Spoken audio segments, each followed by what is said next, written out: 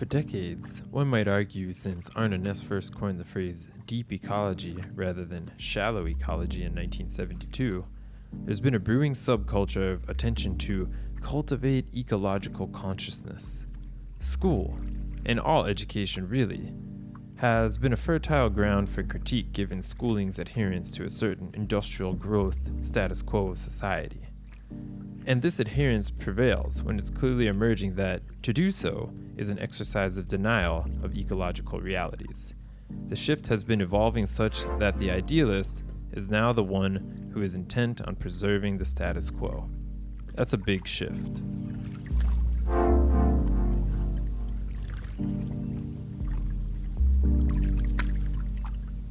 You were just listening to an excerpt from a new article titled Wild Pedagogies Discussed by our guest, Bob Henderson, appearing in Pathways, the Ontario Journal of Outdoor Education.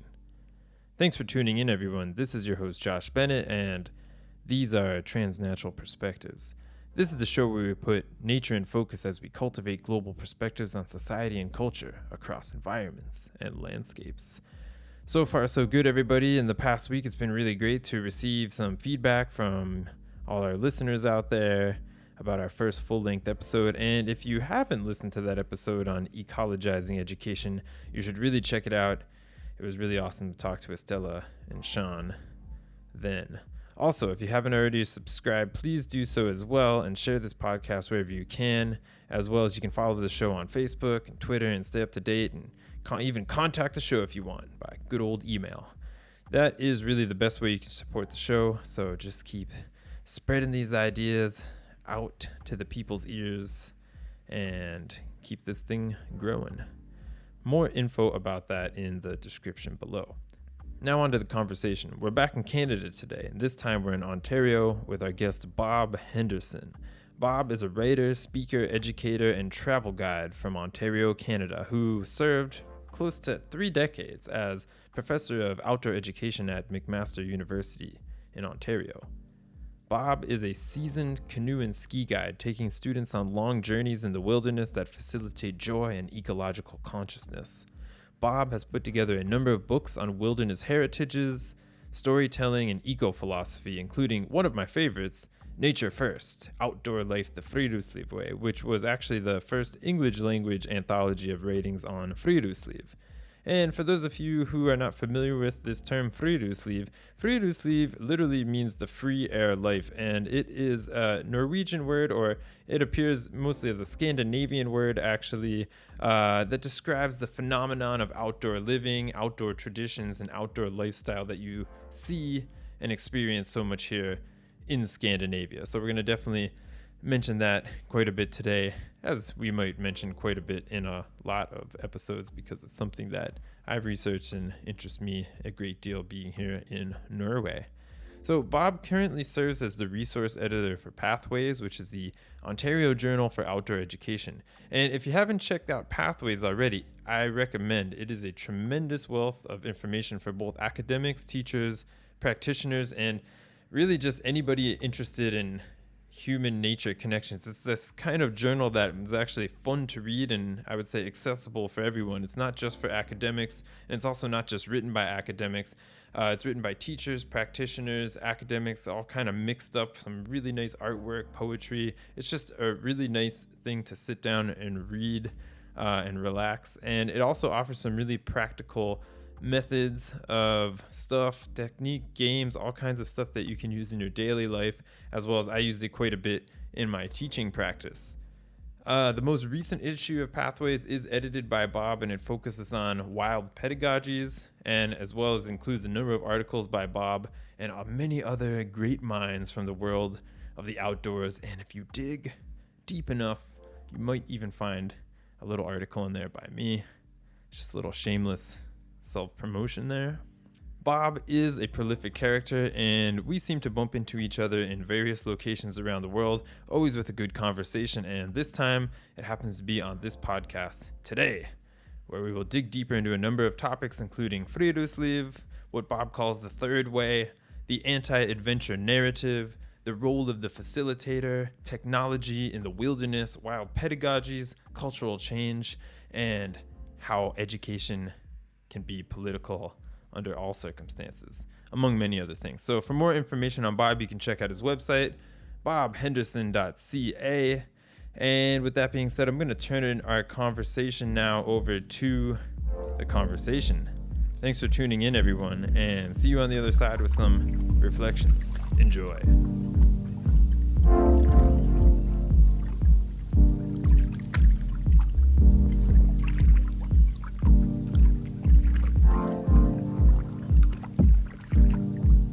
Welcome to the show. Thanks for coming today. And I guess we'll just start off with where are you and how are you? And I would just like to preface this, everybody, if you're listening to this out there in the future, we are reporting, at least here from Oslo, Norway, we're still in what would be considered the corona pandemic. So where are you? How are you doing, Bob? Well, I'm doing well, thanks. And since I retired from McMaster University in 2010, I've been mostly working at home in writing or editing, or so that part of my life hasn't changed too much. I live on the Oak Ridges Moraine, northeast of Toronto. Easy to get out for walks and lots of yard work to do, and missing the opportunity to interact with colleagues and family. But had a great winter before this all happened, and lots of fantastic skiing, one of the best ski winters we've ever had here. So I came into the pandemic on a high. It's settled in at home. Okay, yeah. I mean, where you live, I'm not so familiar with that area, but I mean, is there a lot of people there? Is it a rural area? So I live south of a town of Uxbridge, which has 10,000 people. Mm-hmm. So I would say I live in a rural setting, but very close to the mega city of Toronto, which is either the fourth or fifth, I can't remember, largest city in North America. So it's a crazy busy place. And I live outside it by about an hour on a very special protected ridge called the Oak Ridges Moraine, which is really the top of the ancient glacial lake. So lots of, I'm on a big beach. Oh, wow. So yeah, I guess the situation's probably quite different if you were in the big old city of Toronto, but it would be, yep. Yeah, it sounds like you're in a place where there's less population density. So, yep. All right. Well, that's good to hear. So just to give everybody a little backstory, I met Bob. I'm excited to have Bob on the show because I met Bob back in 2015 in person. I think we were in Iceland at a European Outdoor Education Conference in Iceland, where I think you were the keynote speaker. But I kind of met Bob beforehand through literature because living here in Norway, being an American, but I came to Norway to do my studies here in outdoor education. And I was reading a lot through, when I was writing my thesis about Friluftsliv, I was reading a lot through some of your literature, especially about Friluftsliv. Bob, you have this book, Nature First, that you edited that was very helpful, I must say, saved my thesis in a lot of ways. And so I got to know you kind of through that literature. And I was actually, as a North American living in Europe, I had not met many other North Americans that were talking about outdoor education and talking about especially things like Friluftsliv, which we can get a bit more into in a second, about what that means, Norwegian kind of outdoor recreation, outdoor life. But I was happy to meet another North American because I feel like the discussion in North America is a bit different than the discussion that, or at least in the United States, might be a bit different than the discussion that you have about outdoor education in Canada, possibly, and probably even more different than in Europe. So do you have any thoughts on that, about how outdoor education transculturally might be spoken about on these different continents? Sure, big question. Short answer. I took to Friluftsliv because it was an approach that I had that made me feel like a bit of an oddball, particularly at events that I would go to in America. So I felt a little bit out of place. And before I knew the language and ideas of Friluftsliv, I had been writing about what I called a third way. something in between environmental education field studies on one end and adventure pursuits or outdoor pursuits on another end. There seemed to be something that was a little bit more, one, sustainable for the planet in some respects, but one that was more centered around, you could say heritage and spirituality. You could say sustainability because it presented a way of cultivating a more ecological consciousness. And that third way I was always attracted to. I called it the third way. And then later I discovered the Norwegians, I felt very comfortable within the language and understanding of Friluftsliv. So that's how I came to want to be a bit of an ambassador in the English language for Friluftsliv. And I do feel that outdoor education is understood differently in different continents and different countries. I was also quite intrigued by the Czech way of touristica, which is written about in nature first. But that's a quick answer. So yeah, I think there are differences. Outdoor education is understood differently regionally, and there's been good literature about that. There's recently been that handbook that looks at international outdoor education, and that's a wonderful resource.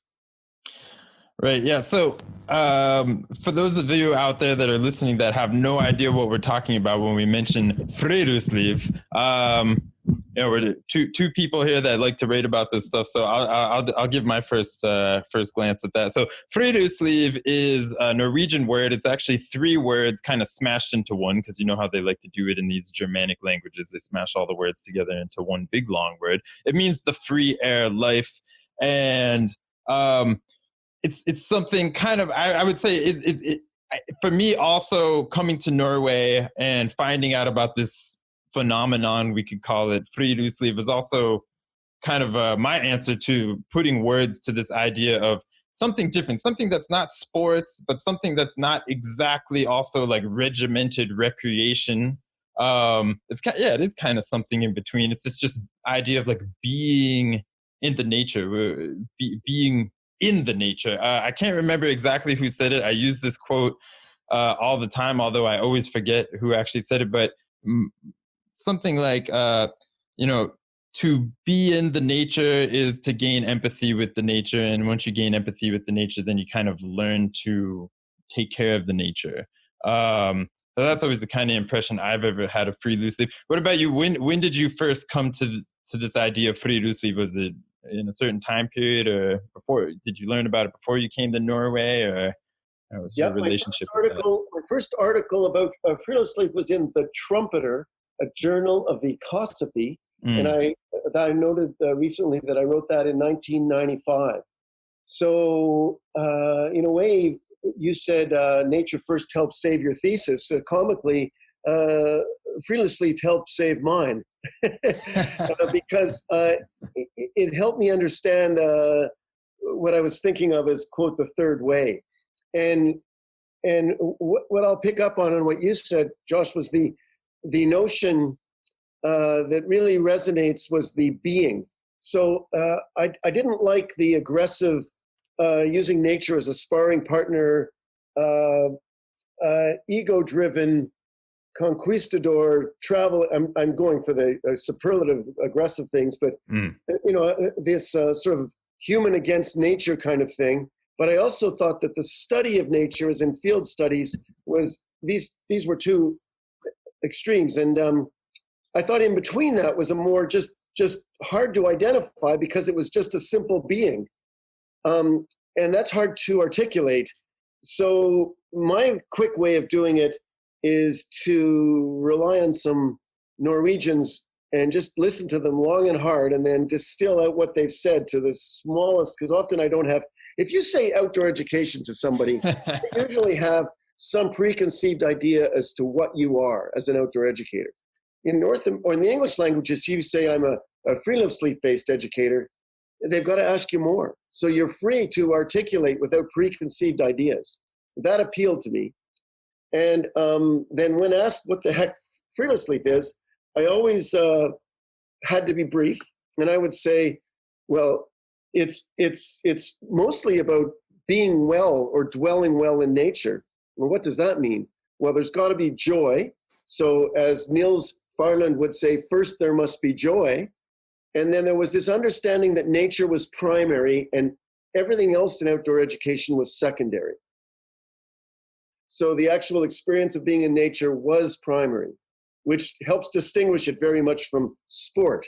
You see two people out cross-country skiing. One guy could be in a race and the other guy is doing Friluftsliv. What's the difference? The guy in sport is trying to win a race. The guy in Friluftsliv is engaged with is engaged with nature. They both look the same, but one is primary and one is secondary.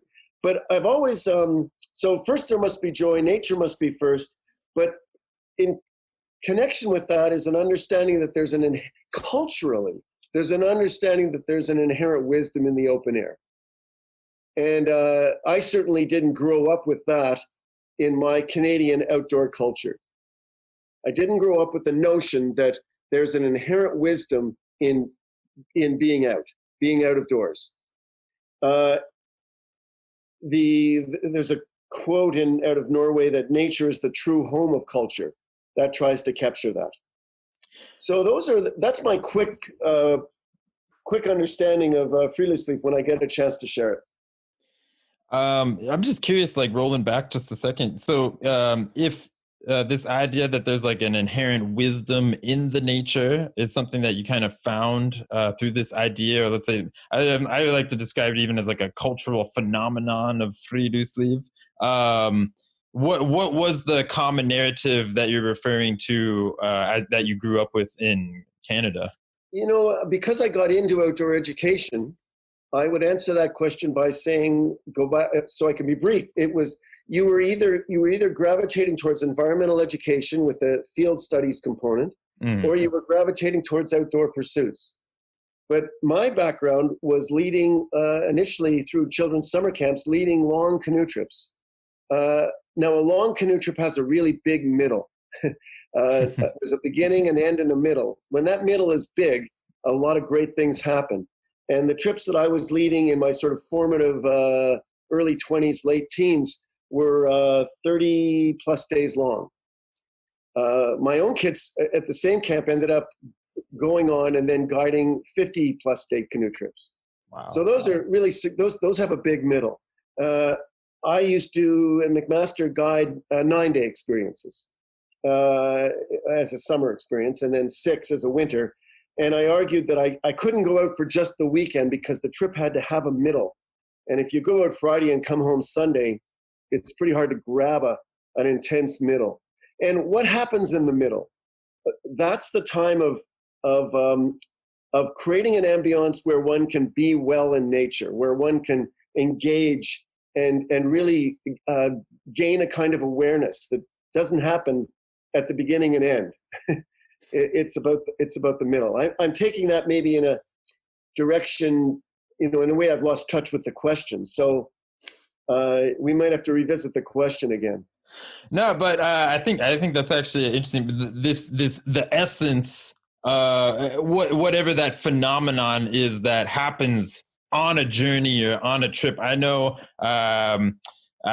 Peter Becker in Germany, he would call this like reality 2. And then, you leave there's different theories on it, right? You leave your normal life, you go off on a journey, off on an adventure, something like that, off on a experience. Oh, yes, the classic quest pattern thing. Yeah. Or the hero's journey. Yeah. Yeah. And then you come back a different person. But yeah, I see what you mean. Of course, it's kind of hard to really capture that on a weekend trip. You really need something probably a bit more extensive. There needs to be, you can get a little snippet, maybe like a little tidbit. But in that middle, if the trip is led with a certain way and the guide has intentionality of some kind for the trip, if you're taking people on a travel experience and they've had very little time out of urban centers, that time in nature, you really are a mentor. I always use the word ambiance. And what are you what is that engagement with nature that you're hoping to instill within people, or to help them to draw out, to talk the way an eco-psychologist would talk about? What are you trying to draw out of people? Because the notion is that they have an intuitive depth for nature. That's what the eco-psychologist would say. Anyway, I've always been a little worried about what I call the wilderness adventure narrative. Yes. And you just referred to it a little bit with the hero's quest. And while I don't mean to diminish that, it's not the only path. I don't think Friluftsliv, for example, fits the heroic quest pattern all that well. I'm trying to edit a book right now of thoughtful paddling essays. And really, when I say thoughtful, I almost mean anti-wilderness adventure narrative essays. But you don't want to focus on what you're not obedient to. So what I'm obedient to is a more Friluftsliv approach, but also more of a how are people being in nature that produces the most relationality and engagement. And what would be, what would be the kind of, is there a goal in having a strong relationship? My friend and colleague, Phil Mullins, we were both on a Zoom chat the other day, and he shares this idea. We use different language, and he's trying to critique the wilderness adventure narrative, and so am I. And his counter to it, he uses the term sustainability.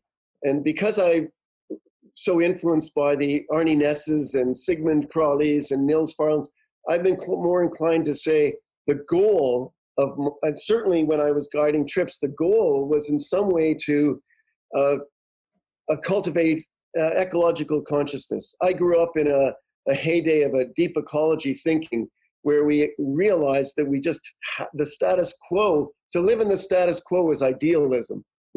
We really have to change how we live on the planet. And in the 70s and 80s, that seemed like a big stretch, and you were easily called a radical. We've moved to a place now where that notion is becoming much more commonplace. The status quo is coming under question more and more. And therefore, an outdoor education that advances that critique of the status quo, and I think the status quo is largely the wilderness adventure narrative, is helpful, is aligning itself with a movement towards cultivating ecological consciousness. The problem with using that language is I'm talking about something I don't really understand because I'm not sure what it would look like. I just know we have to be moving towards it. Yeah, what is, can you just explain a little bit what you see as the adventure narrative? We've got all sorts of examples here in Canada. Our literature is rampant. Mm-hmm. It's rampant. I'm getting excited. It's rampant, and it drives me crazy. Not every adventure narrative is a wilderness one, but when I mean a wilderness one suggests that you want to be the big ego. You're the only person that's ever been there. There's very little acknowledgement of First Nations people. There's very little acknowledgement that nature's much more than a place to be challenged. Now, I'm not saying that it doesn't have beautiful sunsets and the wildlife isn't stunning to observe, but the best wildlife is the ones that are threatening that you manage to survive. And the best weather is the weather that you have to overcome. And that's the wilderness, and that's the challenge arena of wilderness. And of course, when the weather's rough, in a Canada canoe sense, you just wait it out. And if you can't wait it out, then you've probably planned a trip that's too difficult, you know. So I'm not talking about mountain settings. That could be a little different. But I think that there's, as we become more urban, and no one needs to have to be told the statistics on that, but as we become more and more urban on the globe, our connection with the natural world is getting more and more tenuous, and we're inclined to believe these superhero aggressive wilderness adventure narratives more and more. What's devoid in those wilderness narratives? It's not good if lots of people have been there before. It's not good if it's idyllic and gorgeous and lovely. And the challenge in the non-wilderness narrative is to be well. The challenge in the adventure narrative is to get through it and have challenged it, to be challenged by it. So there's one challenge is to be, one challenge is to do. That's really simplistic, but it's a huge difference. And I'll give you a couple of quick language examples. Sure. Students used to ask me, well, how long was the trip?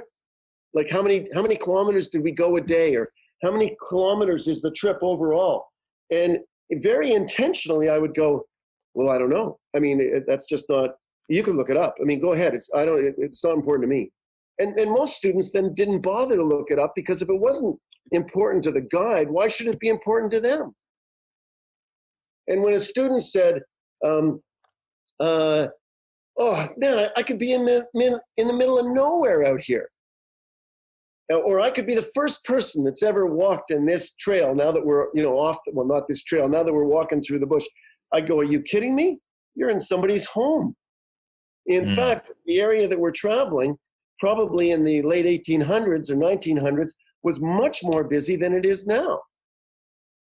And these are just, a few quick language examples. I wrote a couple down, but another one was when somebody says, well, that trip was a good one, but now it's time to get back to the real world.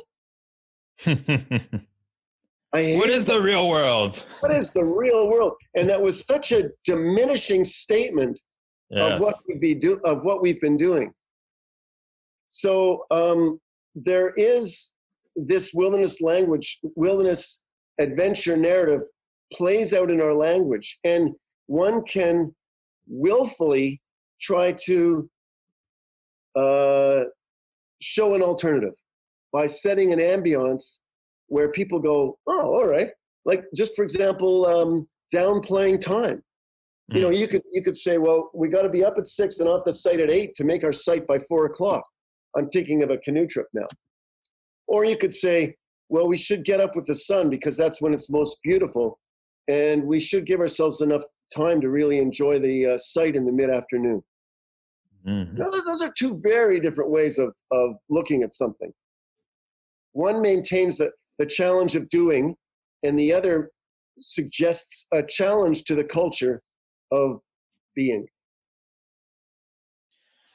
Yeah, no, this is very interesting to me. I have to say I very much support this idea of I would say in some way what do we want to say, like detracting from this like adventure narrative. I think, I know for me personally, I grew up, how I first got into the outdoors probably all started back in Boy Scouts. I was in the United States, I was in Boy Scouts, and this has like very kind of almost paramilitaristic origins, which always kind of bothered me a bit. It's like, I really like going outside. I really like going camping. I enjoy cooking in the outdoors.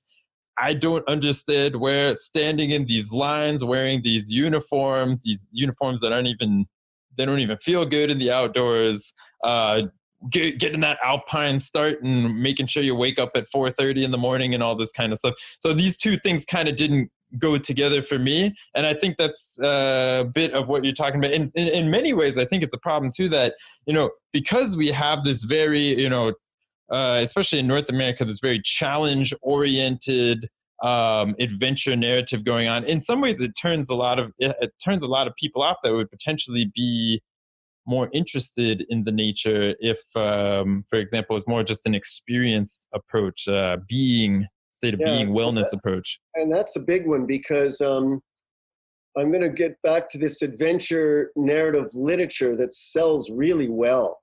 Yeah. And it's choreographed, right? I mean, I'm using the language of my friend Phil, who we were talking recently. And the problem with that choreographed language around wilderness being a place where people haven't been and aren't, and therefore you're quite a superhero guy for being there. Not always a guy, but usually is, I think, in this literature.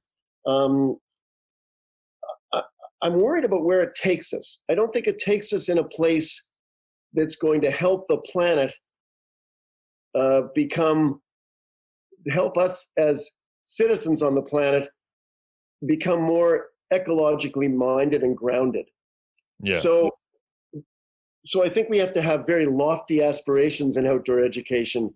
And I think the wilderness narrative really suits the superhero people that go out in there and that have massive egos, or so it appears to me, and bring very little humility to the experience.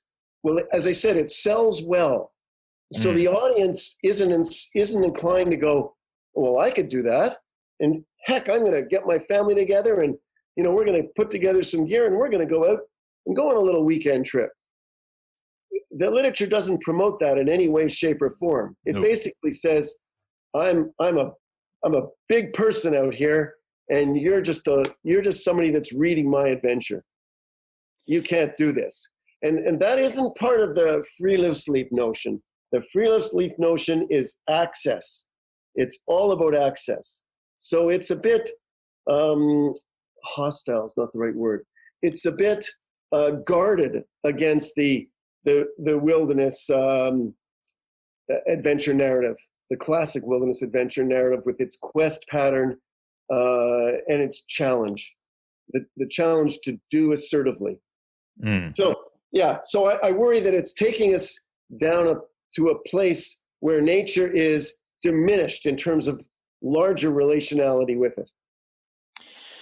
Yeah, I mean, if we're going with this idea, at least I think in a more Friluftsliv direction of kind of being in nature, as you said, finding kind of being well in nature, and then extending that to, perhaps, if you enjoy the fruits of your being well in nature, then you might, I don't know, the way I see it, you end up seeing yourself just as a part of the nature. You gain empathy for the nature. You are the nature. You have empathy for yourself. You take care of yourself. You take care of nature. This is an ecologically positive and in the direction of sustainable experience, as well as a sustainable outlook for the future. So that's something that really attracted me to the Friluftsliv. Yeah, what were we going to say? Well, I was just going to say, I'm in my 60s, and so I grew up with the deep ecology sort of understanding, which is at part saying we've met the enemy and he is us, and we need to in some way find a new way of being. I've always used the phrase cultivating ecological consciousness. I noticed that my friend Phil Mullins, who teaches at University of Northern British Columbia, he makes the distinction between the wilderness narrative and the sustainable narrative.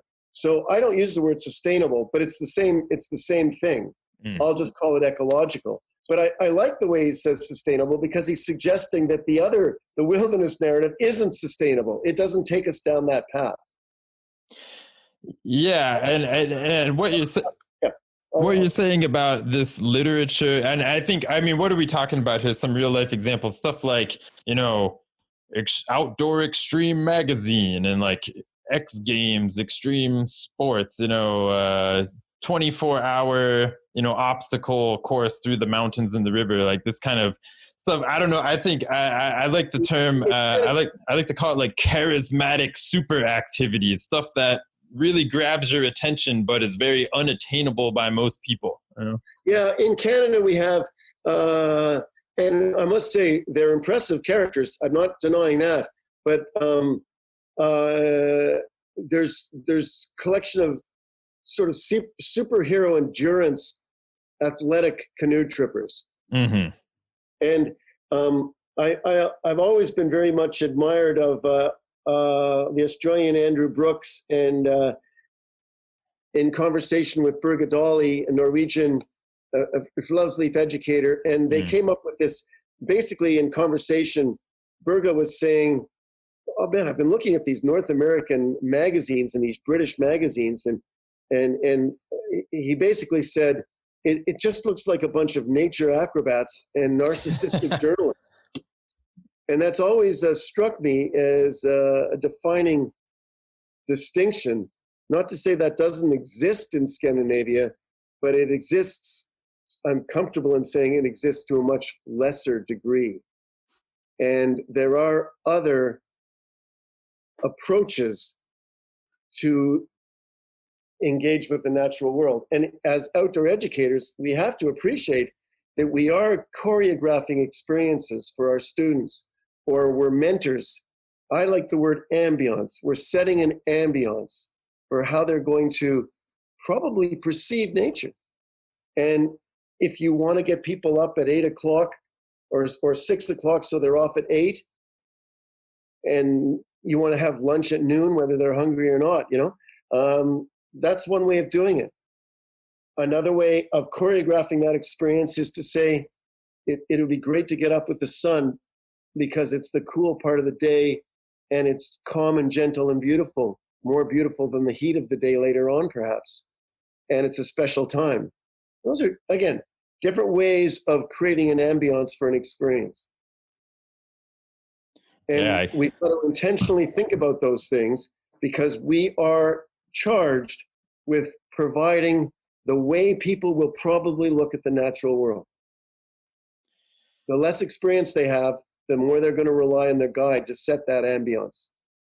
Yeah, and that's a very very good point. So if there's some of their first introductions to the outdoors or first experiences in the outdoors are run by a very intense camp counselor that wants everybody to be timed and climb the tree in 20 seconds and all kinds of stuff like this and get up early, shaking you out of bed and stuff like this in the morning, then it's going to be a lot different experience. And this could, I mean, like I said, I grew up in the Boy Scouts, which was a very kind of militaristic, kind of the opposite of what I would consider to be Friluftsliv in a lot of ways.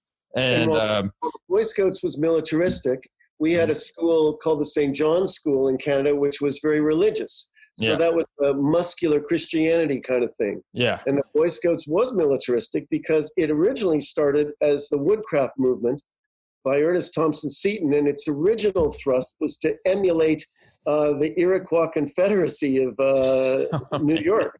So its original stroke of genius was to emulate First Nations people and to be skilled in bushcraft and woodcraft. But this was just at the dawn of the First World War. So when Baden Powell took it on, he took off the sort of the native loincloth and put on khaki trousers and turned everybody into little soldiers. Yeah. It made that shift. So that's one sort of way of approaching it. Another approach is from this muscular Christianity thing, where you challenge yourself in the eyes of God, I guess, or the gods. You challenge yourself and you bolster your ego and gain spiritual awareness through hardship.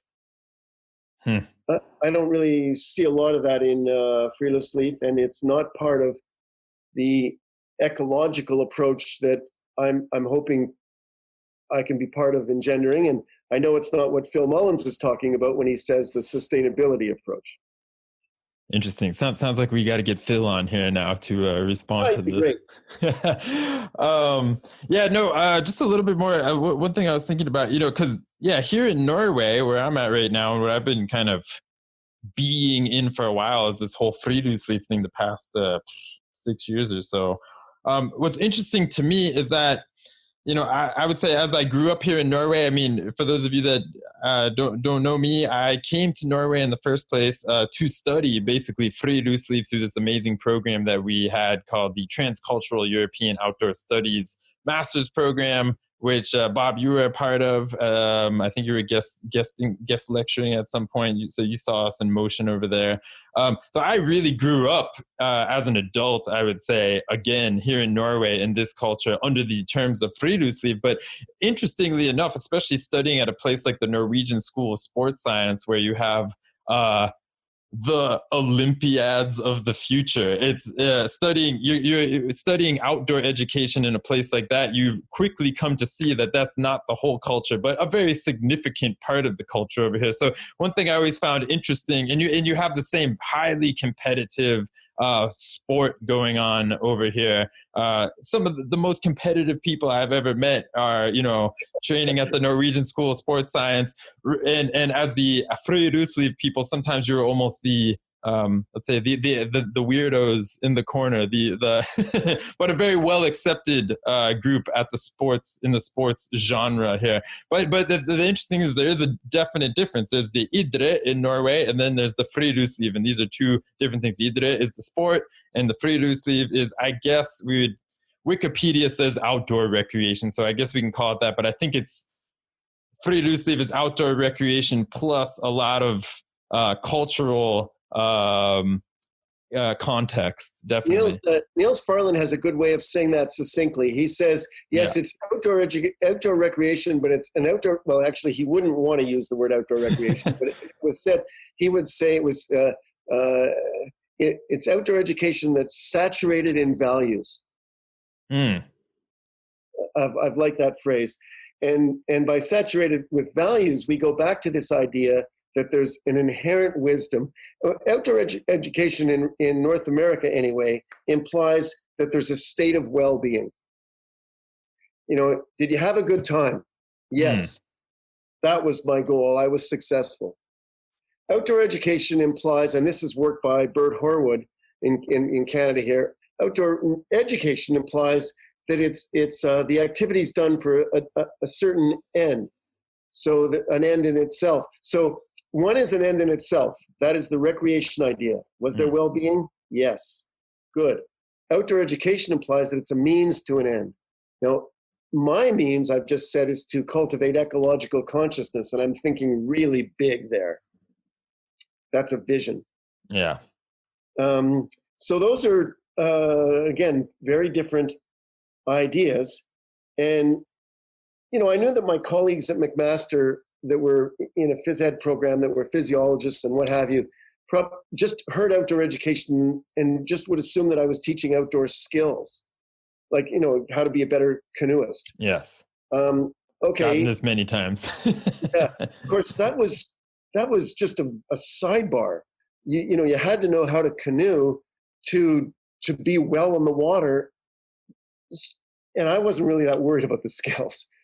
People would get the skills by being out there. What I was worried about was how they were out there and whether they would experience the kind of joy that would help them develop a heightened relationality from where they were. One, so they'd go back and have empathy, as you said, and two, so that they would engage ultimately in their life in advancing more relational aspects with others. And I suppose I'm avoiding using the word political, that they would make wise choices so that we go down a path that has more sustainability for us. And I'm not sure that the wilderness adventure narratives promote that. I think they promote ego over eco. And I'm trying to come up with ways of being out of doors that promote eco over ego. Yeah, I always like to, I always was very fascinated by, there's this term, the charismatic megafauna, which is in like the animal rights genre, in the animal rights field. It's all of this care for the super whale, for the killer whale, care for the blue whale. We care about the big cats, all these kinds of things, but they forget about all the other ecological problems that are going on. And I think we see that a lot in this wilderness adventure narrative too. Everybody wants to be that guy climbing in Yosemite without a harness. Everybody wants to, look in the magazine and see the people base jumping off the tallest mountain. These kind of charismatic super activities. But for me, the big problem that I see with that is, I'll use a different example. I see it like gyms, the main idea with gyms is people want to get physically fit, but there's a million ways you can get physically fit. But people, the most popular thing you can do in general, Western society is go to the gym to get fit. That's the big image. You see it on the magazines, the people with the big muscles. You see it on the billboards as you're driving down the street. And I don't know if I'm quoting the statistic right, but I think, one of the biggest times of the year people buy gym memberships is on the 1st of January or right after Christmas, is New Year's resolutions. And then by the end of the year, like 20% of those people still have gym memberships, because this is just not an activity. As an activity, this is not an activity that is accessible or entertaining or, like you said, joyful for most people. It's for a very specific crowd of people enjoy the gym, like legitimately enjoy the gym. And for the most part, the rest of people, it's like a burden or something they're not interested in. But so many people can get the same benefits of physical fitness and physical activity by just going for a walk or going for a hike or something like that. And I see this in this wilderness adventure narrative too, whereas, climbing, some people really enjoy that, but it's already many steps between the average person and that skill level that you need to get up to, being this guy climbing in Yosemite with no harness. It takes many years to get to that.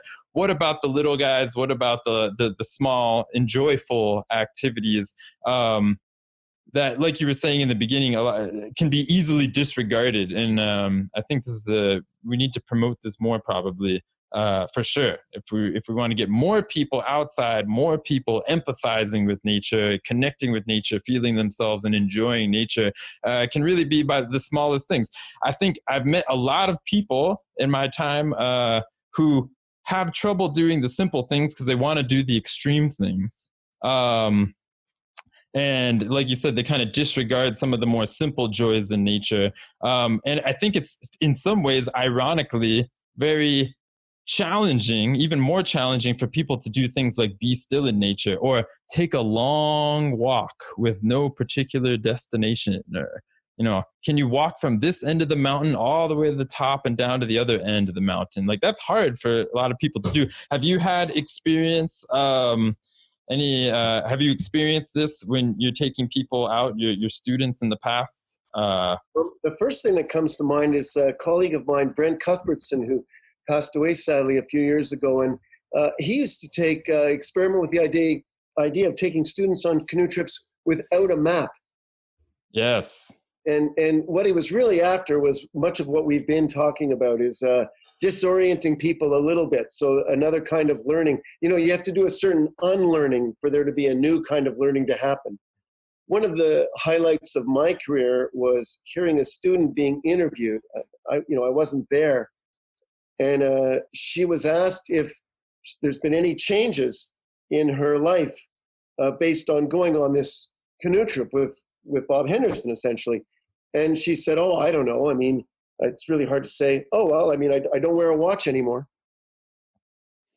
And it was perfect for me, because one of the things we were doing on that trip is traveling with much less of a sense of time and schedule, so that the having and doing component as a value was diminished, and the being component and a body awareness being, as opposed to a mechanical time awareness of the body,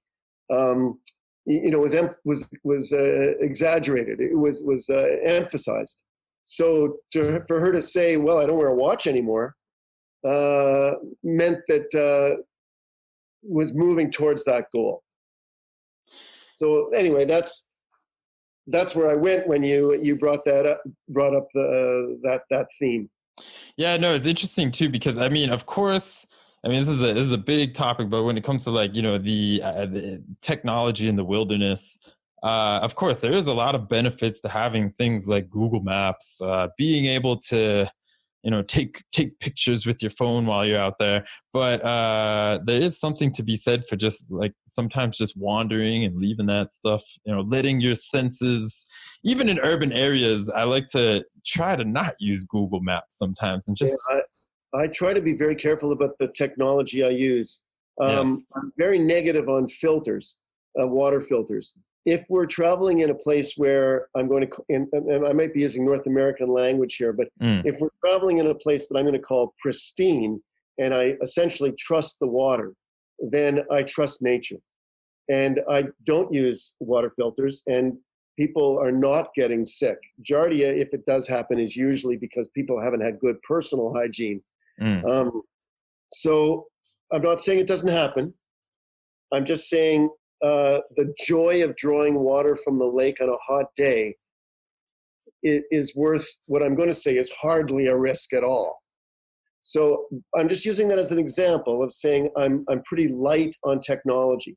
I want people to use a map, and I'm not so big on GPS. I could go on and on and on, but I won't. I'm big on reflector ovens, for example, as a way of baking. And where possible, in a Canadian context, I try to camp in places where we can gather wood and have fires. And I'm pretty big on using those reflector ovens so people can see that they can eat well and bake bread. And we use essential materials, if you will, like, you know, lentils and rice and pasta, and not pre-packaged meals. But that's a technology component. But it is all part of this notion of drawing one into nature's fold, if you will. One example from your earlier illustration of things that you do, this would be, I'm sort of going to the edge of my thinking here, and I want to say something that would be, you know, controversial, and people Let's might go not there. like.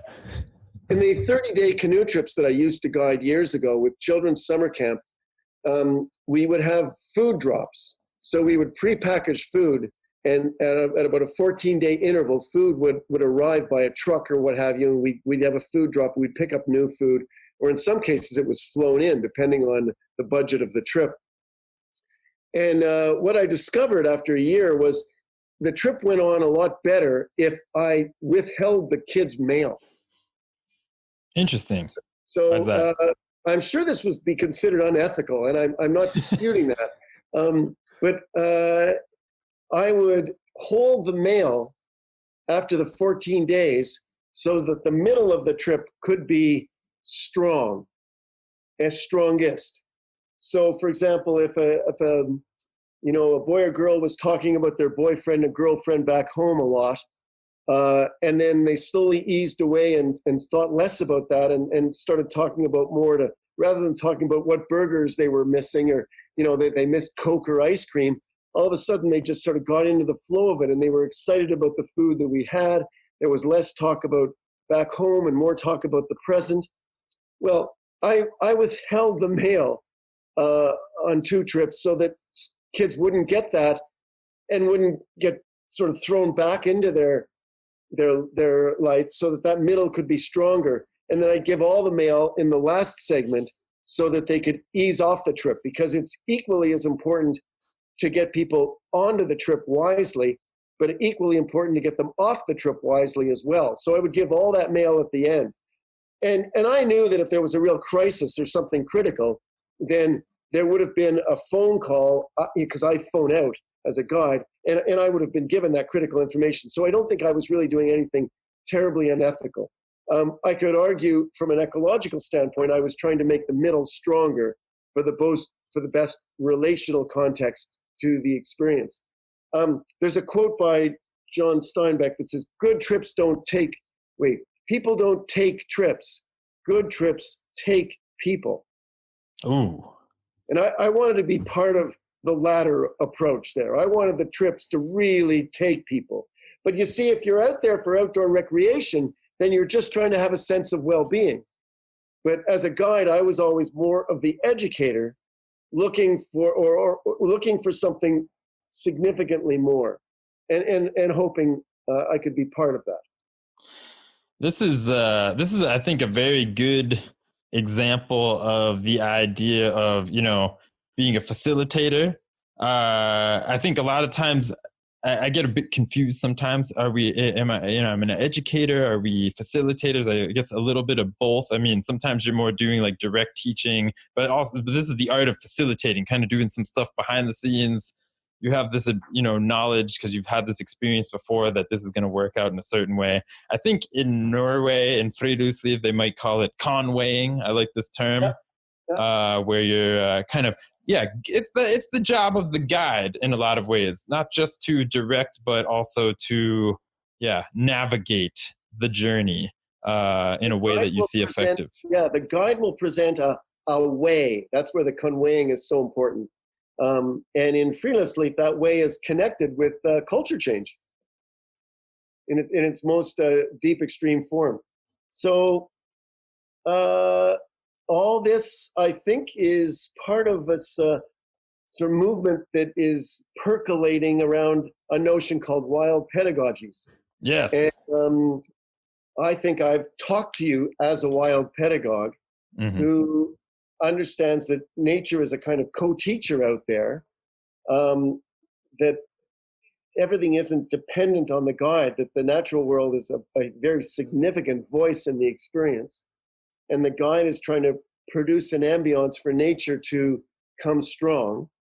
And that it's a very complex kind of relationship that people are building with the natural world.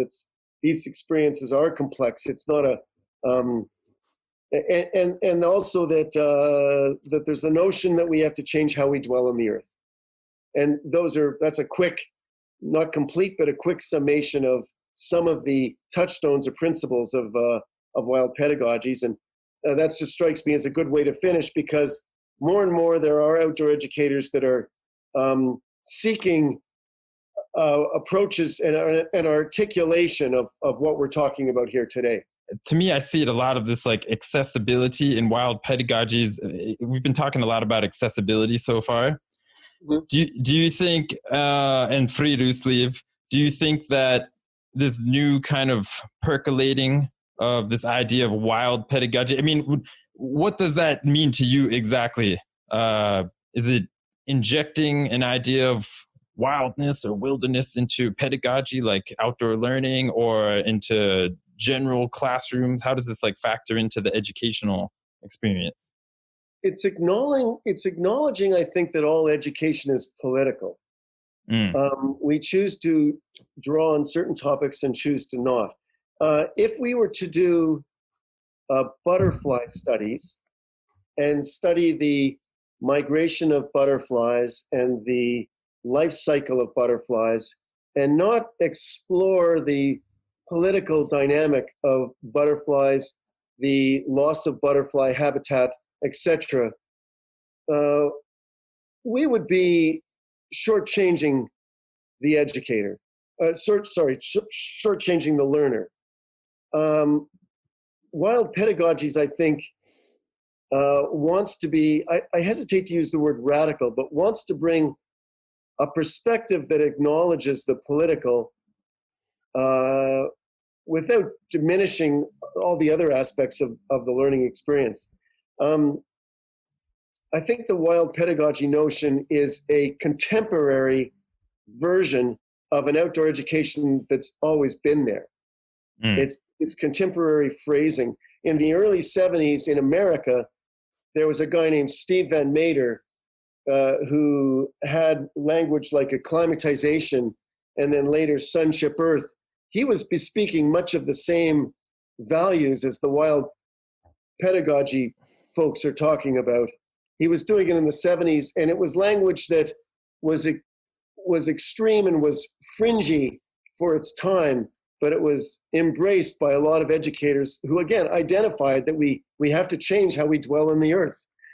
In the early 80s, it was more, nuclear madness than climate change, but there's been threats ecologically over the centuries. So I like wild pedagogies because I think it's a contemporary treatment that works for now. But for it to really fly and grab on and have solid roots and solid wings, we have to acknowledge how it's evolved. That would be the roots. And we have to accept the fact that it's got to have wings. And for those wings to happen, it's got to be well articulated. And I think that's happening in the academic literature. And it's got to reach out to teachers, to travel guides, to tourist operators, to parents, and to the kids themselves. And so it's got to find a solid practitioner voice. And the language has to be attainable to to that latter group, and activities and a wherewithal, which means a way of doing it, has to be advanced. Yeah, I would have to say, first of all, for those of you who haven't seen this book yet, I happen to have it right here. It's called Wild Pedagogies, Touchstones for Renegotiating Education in the Environment in the Anthropocene. Gotta love that title already. Love the topic. And I mean, I think for me, my favorite part out of the whole thing, other than the name's just a awesome, wild pedagogies. Who doesn't like that? But like you just brought up, the fact that all of these acts that we're doing in the nature as facilitators, as educators, really are acts of activism.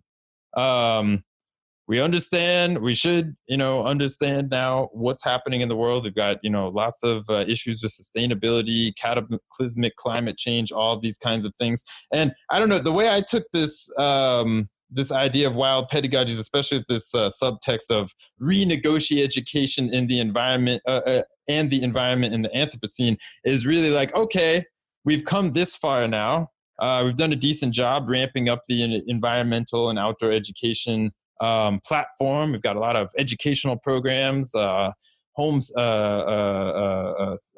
camps, academic programs up to the PhD level.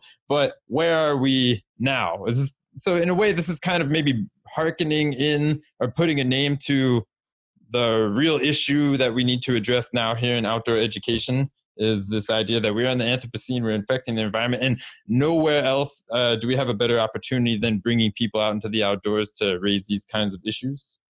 Yeah, my colleague Bert Horwood said, must have been 30 years ago, he said, well, and many people have said this in different ways, but I've always liked Bert's way. He said, there's 20 years of good outdoor environmental education has not made us non-polluters, it's just made us smarter polluters.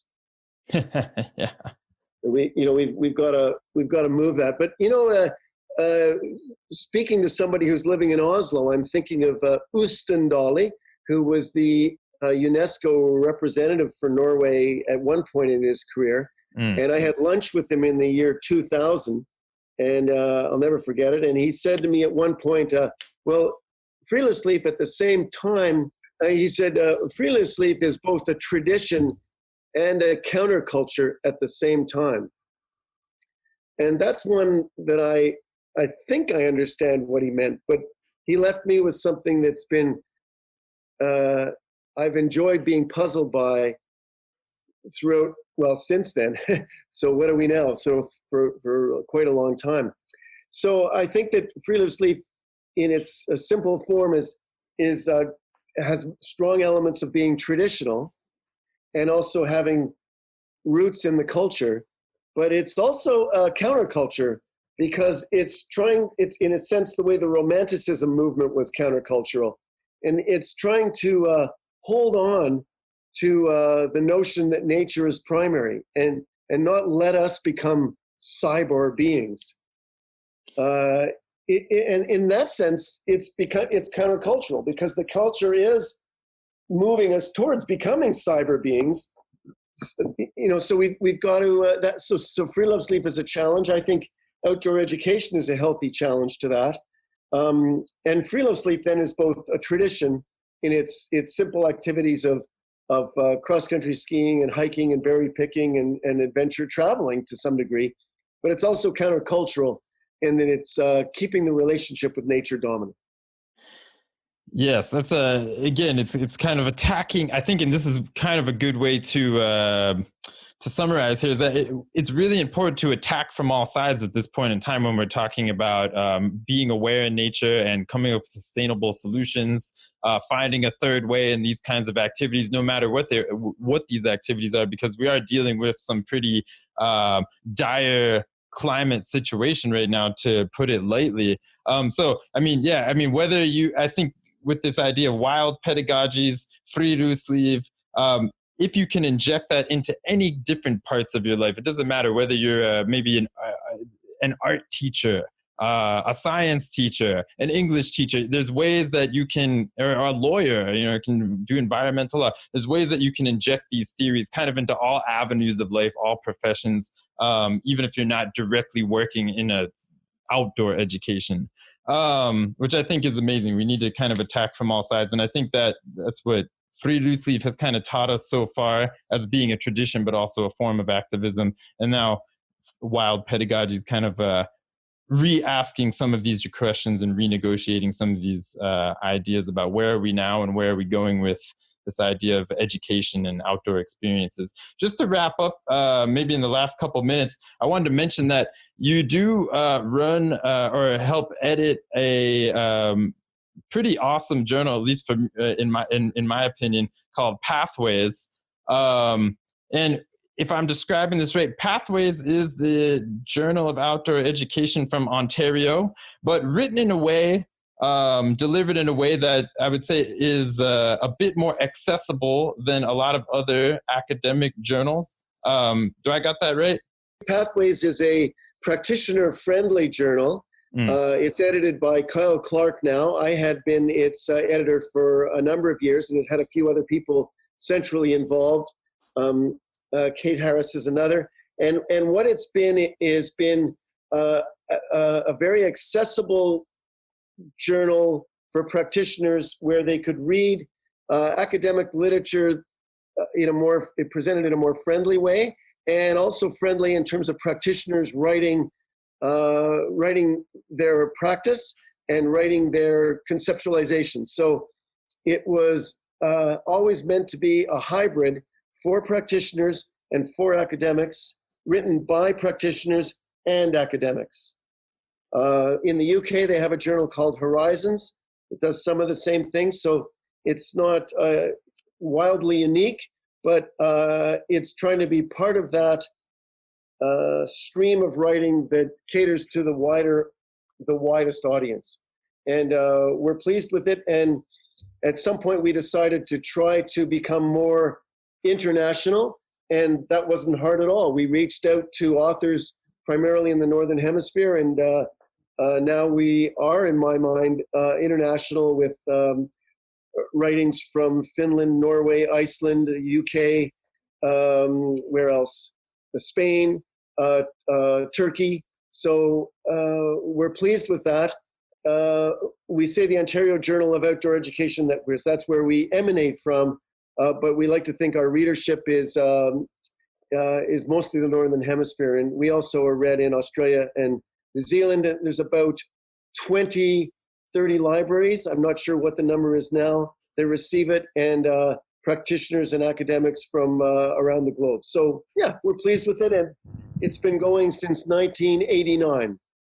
And it's done as a volunteer operation. So that might be a bit unique.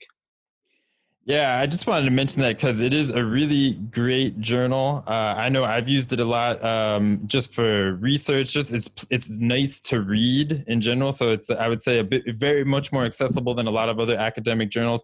As well as I can say, as a personal review, I've also used it as a teacher with my students. So I think you have a really great part of the magazine called like My Back Pocket or something. And yep. It's always just like little games you can play, little great things, really practical things that you can use in the classroom or in any classroom. It doesn't have to just be an outdoor.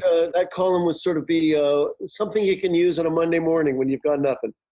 Yeah, it was one of my favorite like go-to things. And everybody, you can go on somewhere online. I can leave it in the links below, but you can actually go on and see a lot of the archived issues for many years of Pathways. It's a very useful reference as just an educator from all walks of life and all different subject matters. If you want to inject a little wilderness, inject a little outdoor ideas into your practice.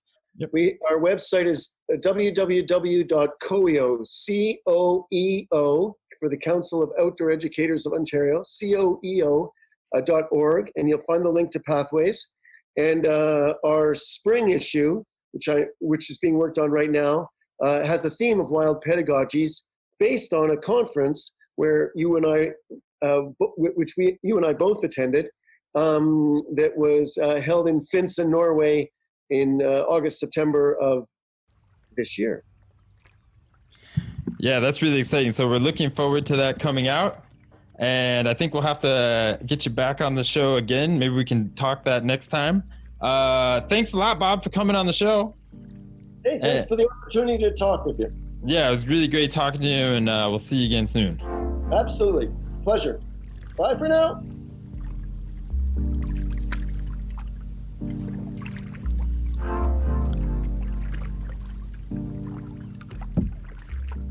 All right, everyone. Thanks for sticking around, and thanks to Bob for stopping by the show today. And just got a few takeaways from today's discussion in regards to cultivating ecological consciousness that I think we can practice in our daily lives no matter what we do. And it's this idea of challenging the status quo of maybe your own personal interactions with the natural environment and establishing a relationship of well-being that you and the rest of the more than human world can move in a positive direction with. So, as was mentioned before, challenging the adventure narrative of high stakes, high skill, high adrenaline activities that in many cases require high priced equipment, leading to perhaps reduced accessibility and reduced interest by many, is not really the most sustainable or motivating way to approach activity in the outdoors. As we move into a hopefully more sustainable future, there needs to be a paradigm shift in the way that we interact with the rest of the natural world, and not just on a global ecological sustainability scale, but even down to the physical and mental well-being of yourself and those that you can facilitate around you. After all, with ourselves and kind of our local community, this is where the action begins. So there is this third way, and it's likely right in front of us. And, you know, you most likely have the equipment you need right there at this moment. Go outside, pick the berries on the side of the road. That could be all you need to find a little adventure around the corner today. And yes, there are berries out there. I bet you didn't even see them. Go check the bush right now. And no, I'm not suggesting that you eat those berries, at least until you know exactly what kind they are. But if you find the berries, you could go on a little adventure and try to figure out what kind of berries they are. So that would be quite an adventure for the day. Nonetheless, your own neighborhood, your own backyard, these are all sources of social, cultural, and ecological explanation. You don't need so much, and you don't need to go so far. And let's be real, in this world today, going really far or having to spend too much money might not be possible, and certainly not sustainable Anyways, everyone, that's all I have for today. Please remember to like, share, and subscribe to this podcast and all of its related social media outlets so you can stay up to date wherever and whenever you want about all our new episodes coming out, as well as anything that happens in between. Please send us any feedback there or at our email at transnaturalpod@gmail.com. This is Josh Bennett, everybody. Thanks for tuning in, and those were our transnational perspectives for today. Have a good one.